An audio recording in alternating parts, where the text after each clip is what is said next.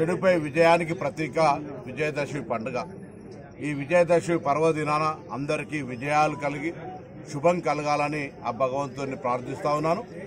ఈరోజు తెలంగాణ ప్రభుత్వం దేశంలోనే మోడల్గా చరిత్రలో నిలిచిపోయే విధంగా ఒక బలహీన వర్గాల రిజర్వేషన్కు సంబంధించినటువంటి ప్రక్రియ తీసుకొని చట్ట పరిధిలో తెలంగాణ రాష్ట్ర స్థాయి పరిధిలో ఉన్నటువంటి అన్ని రకాల న్యాయపరమైన అంశాలతోటి ముందుకు పోయి జీవోలు ఇవ్వడం జరిగింది. గెజెట్ ఇచ్చడం, నోటిఫికేషన్ ఇచ్చడం.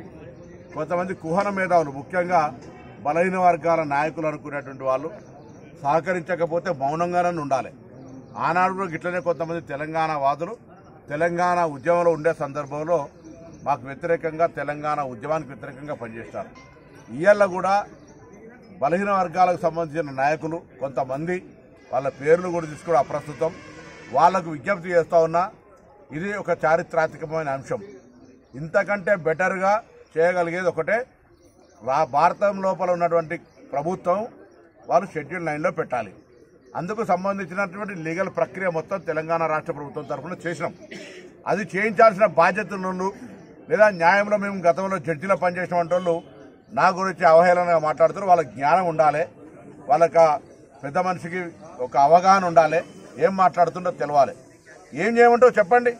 తెలంగాణ రాష్ట్ర ప్రభుత్వం 42% రిజర్వేషన్లు అమలు చేయడానికి చిత్తశుద్ధితో ఉంది. ఎక్కడ మాకు బేసిజం లేదు.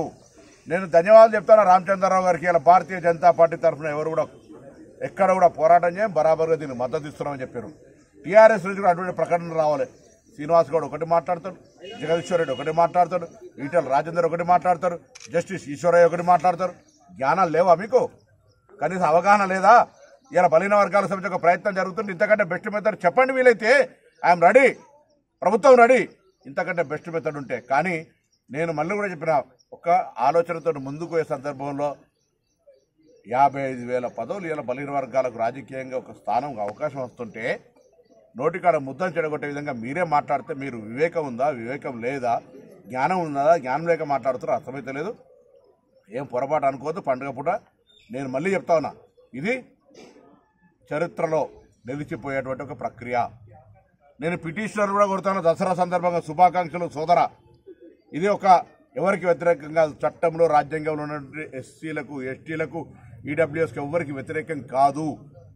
కుల సర్వే ప్రకారంగా జరిగినటువంటి దాని ప్రకారంగా బలహీన వర్గాలకు రాజకీయంగా స్థానిక సంస్థల్లో ఇచ్చేటువంటి అవకాశం ఈ ప్రభుత్వము. దీనికి కూడా ఎగ్గొట్టే ప్రయత్నం జరగద్దని కోరుతా ఉన్నా. పిటిషనర్ ఉపసంహరించుకోమని విజ్ఞప్తి చేస్తా ఉన్నాం.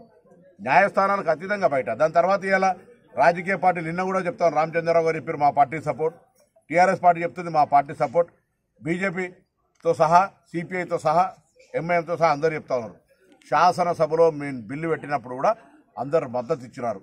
నేను వాళ్ళందరినీ ఈ కేసుల వాళ్ళ పొలిటికల్ పార్టీ పక్షాన ఇంప్లీడ్ అయి మీ పార్టీ సపోర్ట్ ఉందని న్యాయస్థానంకు చెప్పే ప్రయత్నం చేయమని కోరుతా ఉన్నా. అఫిడవిట్ ఇవ్వాలంటే న్యాయపరంగా అఫిడవిట్ మీన్స్ ఇంప్లీడ్ కావాలి.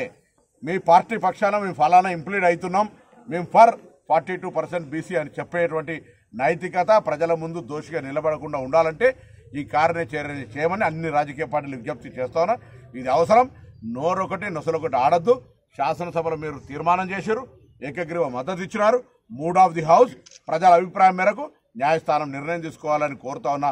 న్యాయస్థానం నిర్ణయమే ఫైనల్. కానీ ఈరోజు ప్రభుత్వం చేపడుతున్నటువంటి ఒక మంచి సదుద్భావంతో జరుగుతున్న గ్రామీణ ప్రాంతాల్లో ఉన్నటువంటి వాళ్ళకి అవకాశం రావాలనేటువంటిది ఎవరికి వ్యతిరేకంగా అంది.